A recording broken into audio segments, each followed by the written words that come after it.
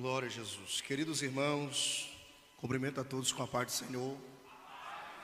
Abramos as nossas Bíblias no livro do profeta Ezequiel, capítulo de número 47. Ezequiel, capítulo de número 47. Iremos ler o verso 1 ao verso de número 5. Para nossa breve e rápida meditação. Enquanto os jovens da igreja encontram o texto sagrado, gratidão a Jesus por esta tamanha e honrosa oportunidade de estarmos em comunhão na presença do Senhor, para juntos glorificarmos e exaltarmos ao nome de Jesus. E também pesa-me sobre os ombros a responsabilidade de vos trazer uma palavra de Deus a essa juventude promissora, uma juventude que certamente o Senhor tem uma grande obra, e a minha gratidão ao Senhor, e também estende-se a liderança aqui da igreja sede, que é o presbítero Erivaldo, sua esposa irmã Paula, que Deus abençoe, foram generosos em lembrar da gente, bem poderiam ter trago outros pregadores, mas usaram de generosidade, Deus abençoe, e também ao líder geral, presbítero Mineiro, Deus abençoe, é uma forma poderosa. Hoje vocês têm o Mineiro como líder de vocês, mas hoje fiz 30 anos, mas um dia ele também foi meu líder de jovens. Então, vocês têm uma honra, e digo para vocês, vocês são uma geração abençoada, que a estrutura que hoje nós temos nos nossos cultos, da nossa época, a gente ia para o culto de monarca, de bicicleta. Só que tem uma diferença: aquela geração era fervorosa. Não que essa não seja, essa vai ser o dobro, mas a nossa, para a glória de Deus, nós vivemos uma juventude inflamada pela presença do Espírito. Deus abençoe a toda a liderança em nome de Jesus. Os jovens encontraram, amém ou não amém? Os jovens que estão merendando encontraram o texto, Ezequiel, capítulo de número 47. Já que eu estou com o microfone, o poder está na minha mão e o poder aqui está com a fala. Vocês estão aí, dá para comer a coxinha e abrir o aplicativo no celular. E cuida que a Bíblia, o mineiro não vai brigar não. Vamos lá, Ezequiel capítulo 47, verso 1, assim está. Depois disto, o homem me fez voltar à entrada, e eis que saíam águas de debaixo do linear do templo. É como se fosse a base, o alicerce, a ponta do altar, para o oriente.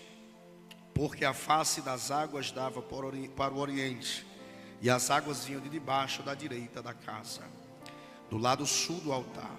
E ele me levou para a porta do norte, e me fez dar uma volta por fora, até a porta exterior, que olhava para o oriente. E eis que corriam as águas do lado direito. Saiu aquele homem para o oriente, tendo na mão um cordel de medir, mediu 1000 côvados, e me fez passar pelas águas, e me dava pelos tornozelos, mediu mais 1000, e me fez passar pelas águas, águas que me davam nos joelhos, mediu mais 1000, e me fez passar pelas águas, águas que me davam nos lombos. Em outras traduções tem cintura. Amém ou não amém? Vamos lá. Lombos.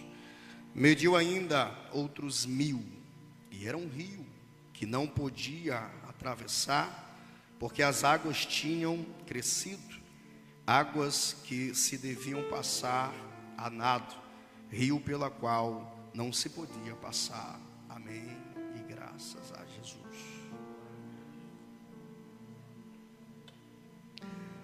Queridos irmãos, igreja do Senhor Jesus, juventude viva, acesa, cheia do Espírito de Deus.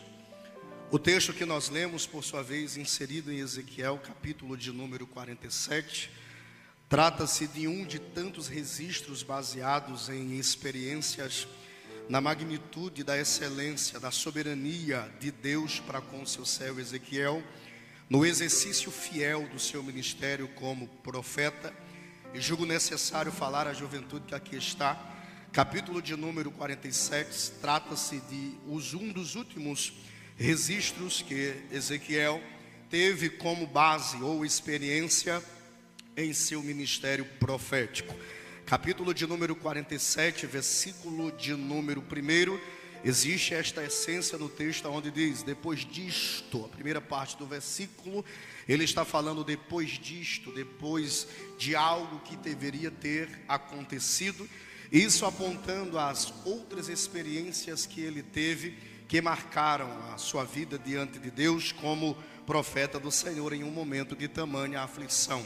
Como base introdutória, os jovens que aqui estão sabem tanto como eu que Ezequiel, levantado por Deus em um período difícil, atípico, não levantado dentro das regiões de Israel, mas o mesmo levado entre os 10.000 jovens que na leva à Babilônia estavam cativos, desacreditados na visão do homem.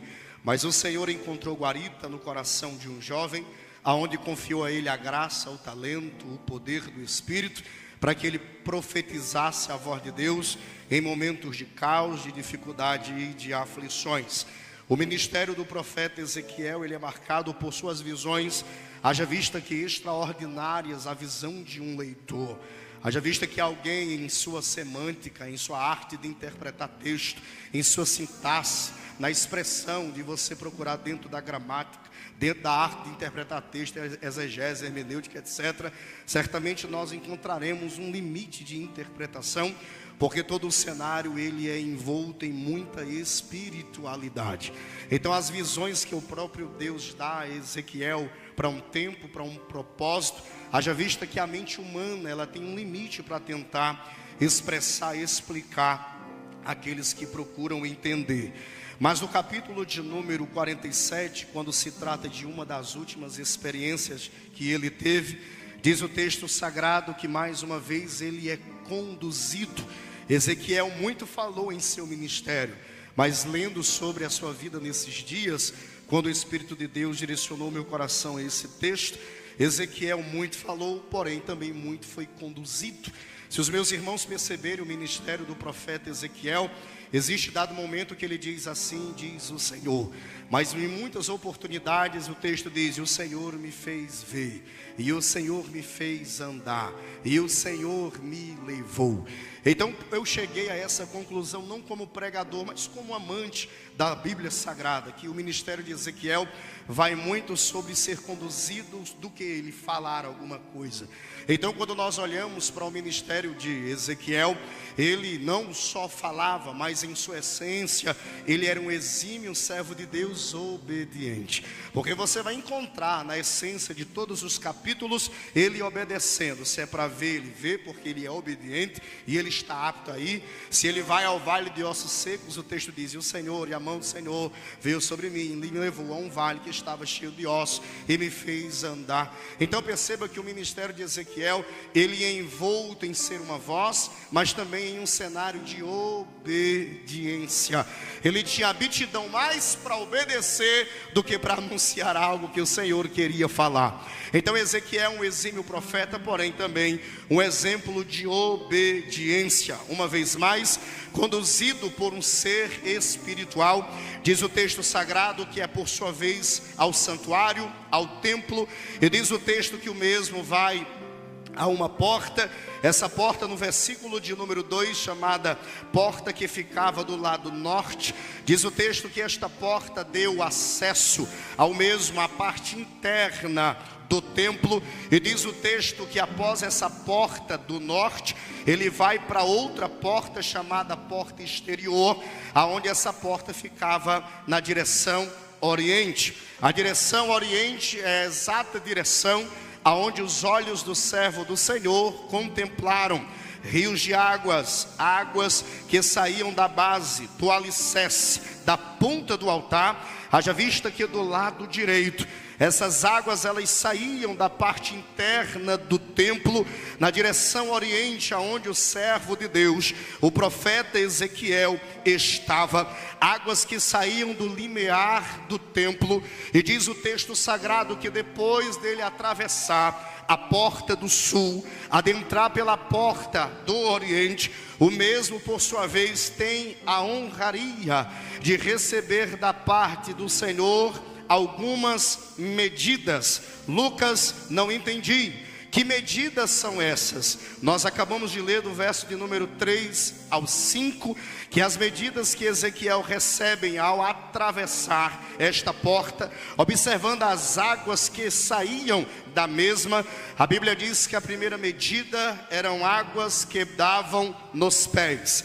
A segunda medida eram águas que davam nos joelhos.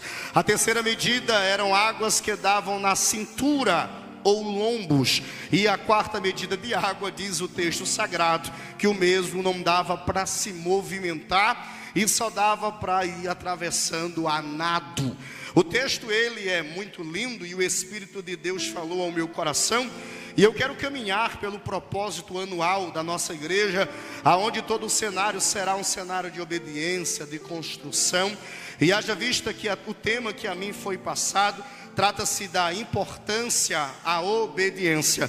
Eu bem poderia falar de uma massa de características que marcaram a vida e o ministério do profeta Ezequiel, mas eu quero me prender a esta essência, a esta verdade que marca a vida do mesmo. E eu acabei de dizer para os jovens que o ministério de Ezequiel vai muito além do que só dizer assim diz o Senhor.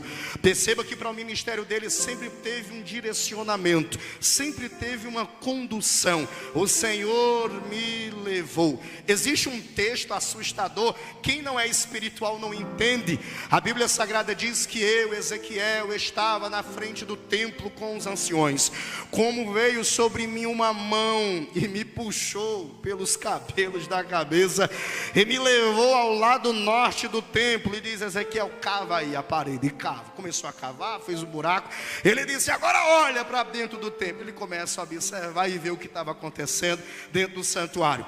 Então, como eu estou dizendo, quero me prender a esta essência. O ministério de Ezequiel, ele não se limita no assim diz o Senhor, mas se completa num exímio caráter que ele tinha de obediência. O ministério dele, o grande marco não era quando ele falava, é quando ele era conduzido e caminhava pela obediência que o Senhor tinha em sua vida, em seu ministério. Capítulo de número 47 é mais um exemplo de tantos de submissão e obediência que o mesmo teve ao Senhor em um plano, em um propósito, em uma causa. Se eu pudesse dar um tema a esta mensagem nessa noite, haja vista que eu não sou um pregador tão temático, mas o Espírito Santo inflama o meu coração sobre as medidas que levam a um propósito. Amém ou não amém, irmãos? As medidas que levam a um propósito, ou as medidas que levam o jovem a um propósito maior, as medidas que levam o jovem a sair do raso aí ao mais profundo, as medidas que levam o jovem a sair do natural e adentrar na vida espiritual e sobrenatural. Então, para nós ganharmos tempo, no verso de número 3, o texto sagrado vai dizer que a primeira medida, eu não sou tão bom de matemática, pedi as informações do pastor Mineiro e nós fizemos algumas medidas. Isso daqui é jovem que ama a Bíblia, ele tem que ter esse interesse de saber o que é um côvado. O texto vai tratar de 1000 côvados. O côvado é uma medida antiga, a princípio, período bíblico, e ele tem aproximadamente 45 centímetros, côvado. Então, se você é bom de matemática, vamos trabalhar com a cabeça. Esse ano é ano de Enem, amém ou não amém, irmão? Ou vocês vão querer ser servente e trabalhar em mercantil? Então, quem não quer ser servente ou trabalhar em mercantil, trabalhar em bancada de farmácia, tem que estudar, fazer Enem, porque as melhores vagas esperam quem está estudando. Então, vamos trabalhar com matemática aqui. Eu já tirei as dúvidas aqui com o Mineiro. Olha o Lucas trabalhou na Natura, trabalhando com tempero, e hoje será, em nome de Jesus, um grande bancário para a glória de Deus. Tem que estudar, tem que correr atrás. Vamos lá. O texto sagrado diz que a primeira medida tem 1000 côvados. Um côvado, a medida bíblica, tem aproximadamente 45 centímetros. Isso daqui você aprende lá no ensino fundamental. Você vai pegar 0,45, multiplicar por 1000, que dá 450 metros. A primeira medida de onde ele está para onde ele deveria ir era de cerca de 450 metros. Olhe para esse jovem que está do seu lado para ver se ele memoriza e não esquece. Os primeiros passos que Ezequiel deu Meu Deus, e olha que estava todo mundo comendo ali. Bora lá. Os primeiros passos que Ezequiel deu foram cerca de 450 metros. Aí a gente vai ter que multiplicar por 4, porque foram 4 medidas. Quantas medidas? Porque a primeira medida foi para os pés, a segunda para o joelho, a terceira para a cintura e a quarta tinha que mergulhar. Então, olhando para essa multiplicação, nós vamos ter cerca de 1.800 metros caminhados pelo profeta. Haja vista que cada cada distância percorrida, um plano e um propósito. Por que, Lucas? Vamos lá. Os primeiros metros percorridos foram cerca de 450, em um denominador comum, 1.800 metros caminhados. Águas que no início deram nos pés, águas que no início deram no joelho, águas que lá na frente deu nos lombos, água que lá na frente tinha que mergulhar. Observando essas informações e orando a Deus, pensa como a vida do pai de família é uma correria. Meu Deus do céu. Jovem, se tu não consegues ler a Bíblia Sagrada no cenário de responsabilidade que tu tem hoje, pode ter certeza, quando você casar vai ficar mais estreito ainda. Então seja um amante escriturístico da Bíblia Sagrada aí na tua juventude, porque quando chegar a responsabilidade de esposo, de mãe, aí tu vai ver onde é que o parafuso acocha. Pois vamos lá, lendo a Bíblia e orando, pedindo a Deus direcionamento. O Espírito Santo disse: meu filho, para cada medida um propósito. E eu disse amém. Meu filho, a medida, o propósito, a medida levará a um propósito maior, orientações que levarão a uma geração a desfrutar de uma grande experiência comigo. Lendo a Bíblia Sagrada, nós percebemos que os primeiros 1000 côvados, 450 metros, as águas não passavam do tornozelo. Quando eu falo de tornozelo, logo eu lembro dos pés. Quando eu falo dos pés, logo eu lembro do passar um atrás do outro. Sim, quando eu falo de pé, eu lembro de passos, eu lembro de caminhada.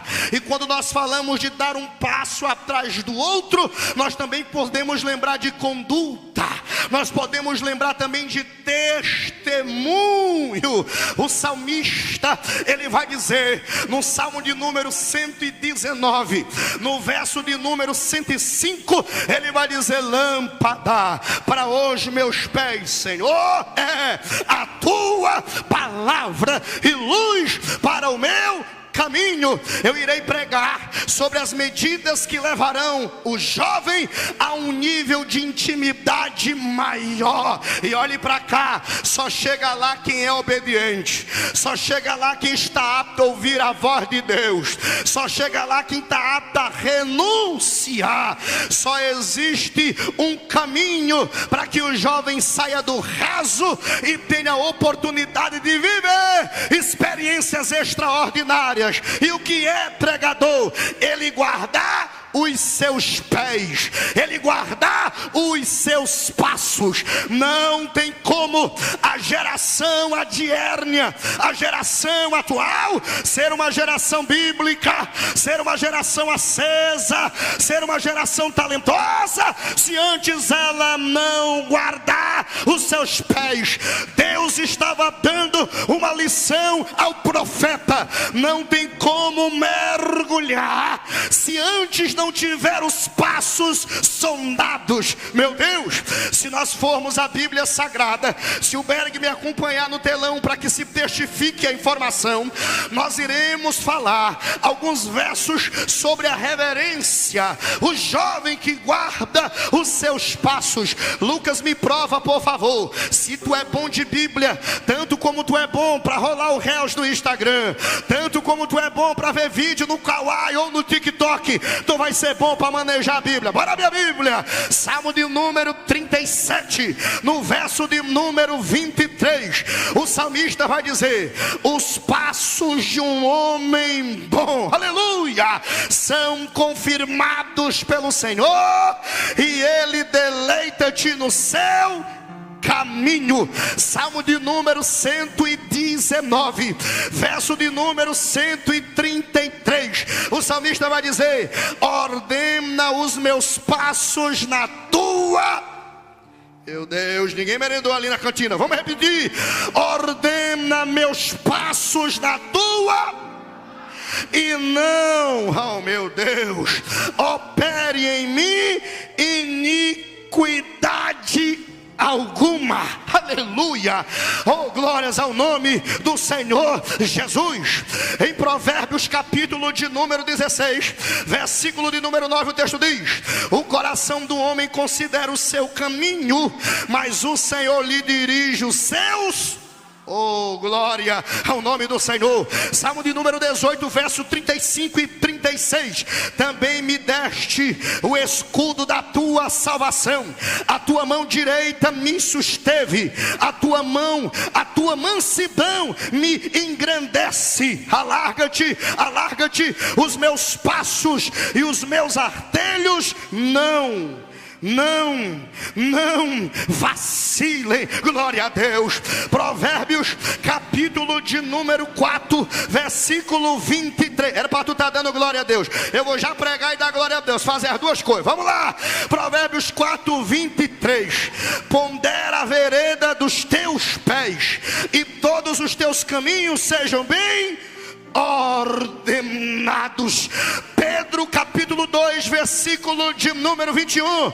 Porque para isto sois chamados, pois também Cristo padeceu por nós, deixando-nos o exemplo, para que seguimos os seus passos. Só tem uma forma da minha geração ser uma geração que viverá a plenitude de um chamado de Deus. Nós iremos passar o ano todo falando sobre construção da arca, falando do chamado de Noé. E olhe para cá, dentre tantas características, a primordial era a obediência. Quer conhecer um jovem obediente? O seu testemunho é conhecido lá fora. Quer conhecer um jovem obediente? A sua conduta é testificada lá fora. Deus estava dizendo a Ezequiel: a primeira medida para um grande propósito, ela vai se completar em um bom testemunho.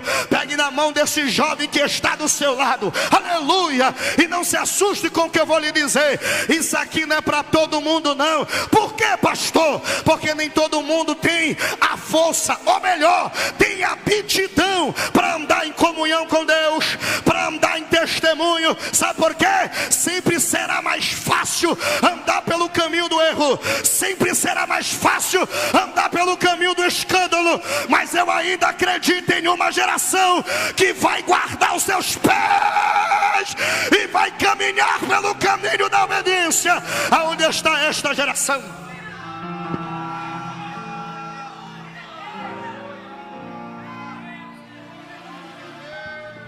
Sabe por que tem jovem que não molha nem os pés no culto?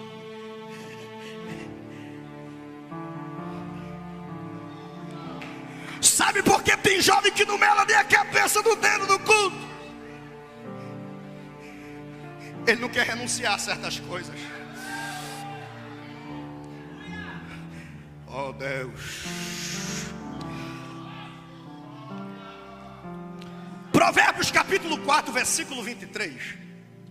Meu Deus, aí dá 9 horas, não dá certo não, acabou o tempo. Provérbios no capítulo de número 23, o proverbista ele disse assim: sobre tudo que deve guardar, guarda o teu, porque dele procedem as fontes. Olha lá. Dá para guardar alguma coisa no coração? Dá, irmão? Hã? Dá? Dá. Açúcar, colesterol. Dá. A palavra coração no hebraico aqui é lebe. Você vai sair daqui falando até hebraico. Dá glória a Deus aí. A palavra coração no hebraico é lebe. No 3. 1, 2, 3. Lebe.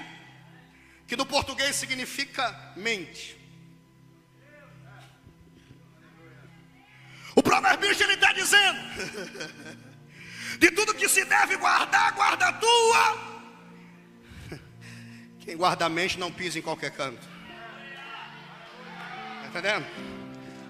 Ergue a voz, recebe, ó vá. Estou sentindo Jesus aqui. Quem guarda a mente não anda por qualquer caminho.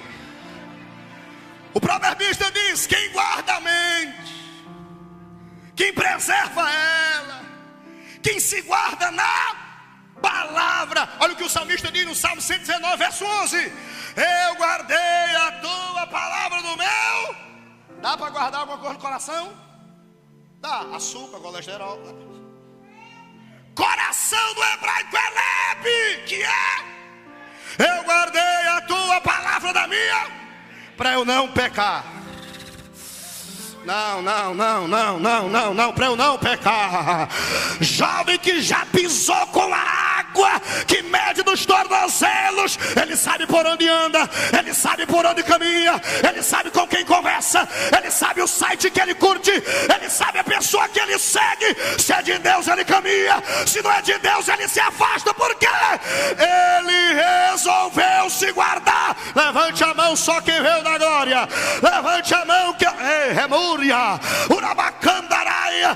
Todo o meu respeito aos demais congressos que tem no Brasil, uma desce, uma dego, mas o Brasil daqui uns anos vai ter que conhecer o Jade do Ceará, porque é uma geração poderosa que guarda os seus pés, que guarda os seus passos. É uma geração poderosa. Só quem quer viver esta plenitude. Água nos pés. Obediência. Olha para esse jovem assim: cuidado, guarda teus pés, rapaz. Olha quem tu anda, tá fazendo. Meu Deus. Bora correr. Mais 1000 joelhos. A Bíblia diz que aquele jovem que foi para o campo morreu. Amém ou não amém? E ele morreu no joelho de quem? Da mãe. Morreu no joelho da mãe. Quem orava por ele? A mãe dele. Para quê? Para ele não morrer. Morreu, o Eliseu foi lá, ressuscitou. O que é que eu quero chegar? Onde é que eu quero aplicar com esta essência? É que jovem, para chegar numa plenitude maior de vida com Deus, além dele guardar seus passos, ele tem que ser um amante de oração, irmão. Tem que ser um amante de oração. Irmão, a gente vive a era da tecnologia. Meu irmão, se tu gastasse mais tempo em joelho no chão, em oração, do que numa vida superficial, meu Deus, nós teríamos uma geração poderosa. Olhe para cá. Eu faço parte de uma geração. Os meus contemporâneos estão aqui. Levi está aqui. Entre outros estão aqui. Lucas está aqui. Nós somos uma geração que conseguimos sobreviver à tempestade do nosso tempo, às propostas do nosso tempo, porque nós andávamos em oração. Hoje está bom, a gente vai para a visita de carro. É ou não é, irmão? Quem veio de carro?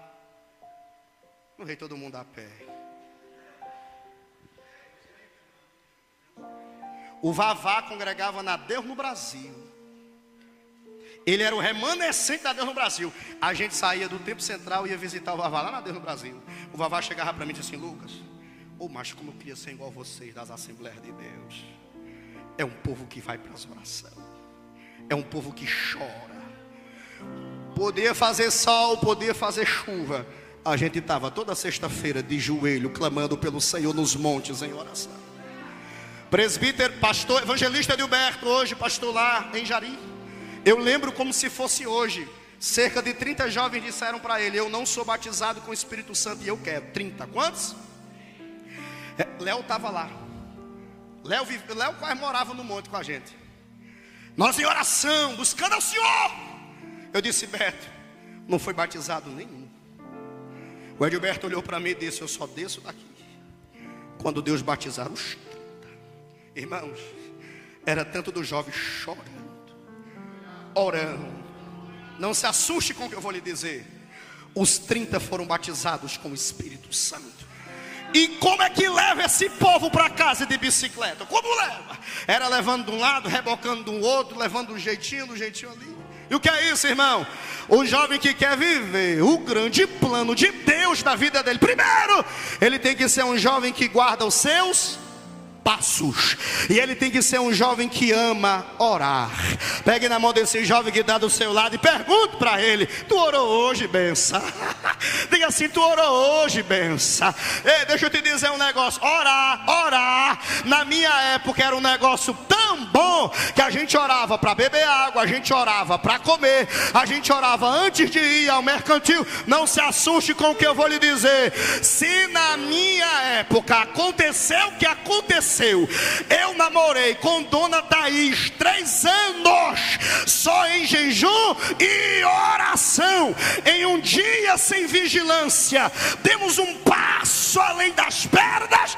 Imagine uma geração que em um dia de primeiro contato já namora, já fica se escondida, já diz que vai casar. O sangue de Jesus tem poder.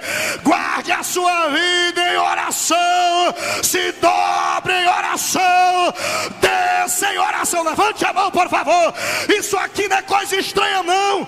Isso aqui é algo conhecido. Jovem tem que amar orar. O que adianta a liderança orar se no coração dos liderados não tem esse fogo aceso? Eu sou pai de pré-adolescente, eu sou pai de 2 crianças. Eu olho para eles e eu digo: Senhor, se o que arde no meu coração ardesse também no coração da minha menina, ardesse no coração destes meninos, para eles descobrirem quão glorioso é se levantar 3 horas da manhã, colocar o joelho no chão e a face no pó e dizer: Jesus me batiza, Jesus me batiza. Mas eu acredito que a figueira vai balançar e quem está dormindo vai acordar e vai passar a ter uma vida de oração. Cadê os jovens que vão voltar a orar? Cadê os jovens que vão voltar a orar?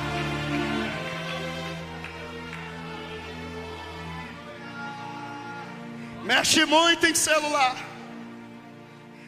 posta muitas fotos, é bom, é a geração da tecnologia. Mas, irmão, não troque o quarto da oração por esta vida falsa das redes sociais. Seja uma moça amante das orações, que desce. Você, rapaz, meu Deus, seja um homem de Deus em oração. Você será o homem da manhã, formado no jovem que você é agora. Se você não é um jovem de oração hoje, quando tu chegar na fase adulta, tu vai ter trabalho para entrar na rédea, no padrão da oração. A primeira medida, 4 minutos. Fique de pé para me terminar. Tá bom, mas vamos trabalhar com ordem de decência. Corre.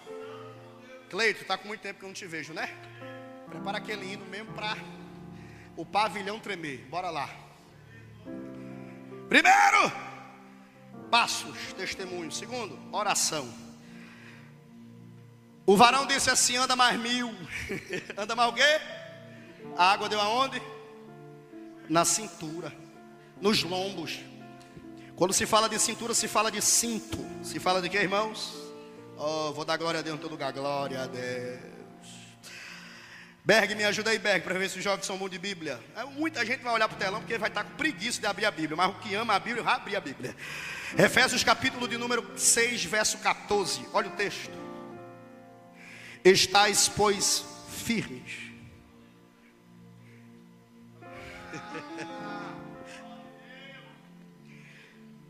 Cingidos na verdade. A palavra cinto no original está ligado a cingir, a amarrar, a estar firme. Amém ou não amém? A calça está frouxa, tu bota o quê? Para o quê? Não? É ou não é? A calça está frouxa. Põe o sim. Para ela não. É assim na vida espiritual. Quando o negócio está muito frouxo, nós temos que botar o quê? Que Paulo chama de verdade. João 17, 17. Purifica-nos, ó Senhor, segundo a verdade. A tua palavra, ela é. Olha lá. Efésios 6, versículo 4, verso 6. Ele diz assim: cingi-vos com a Santificai-vos na verdade, a tua palavra é a verdade. Quando se fala de cinto, se fala de firmeza, de segurar para não. Oh, glória a Deus. Olha, eu pensei já, assim, tem uma forma de não cair. É pôr o cinto. E que cinto é esse? A verdade. E que verdade é essa? A tua palavra, Senhor. O salmista atribulado, sem saber o que fazer, ele disse: como purificará o jovem o seu? O salmista está dizendo: rapaz, eu trouxe o cantor fulano de tal, eu trouxe o pregador fulano de tal, fizemos uma festa para assustar a cidade, mas quando acabou, parece que era só fogo de palha. Ninguém ora, ninguém busca, ninguém adora, ninguém santifica, ninguém quer se levantar, ninguém quer pregar. Aí ele disse assim: só tem uma forma, é examinando segundo a tua. Irmão, pode balançar o mundo todinho, eu não tenho dificuldade. Gerlânio esteve muitas vezes comigo no Ministério Aviva, ministério crente, cristão, de uma estrutura bem organizada, luzes, cores, louvores, adoração, semelhante aqui. É bom, não é? Mas segura ninguém dentro de igreja não. Não muda jovem não. O salmista, ele estava atribulado. Ele estava o quê? Como purifica este povo o seu caminho? Como é, Senhor? Aí ele disse: aprendi.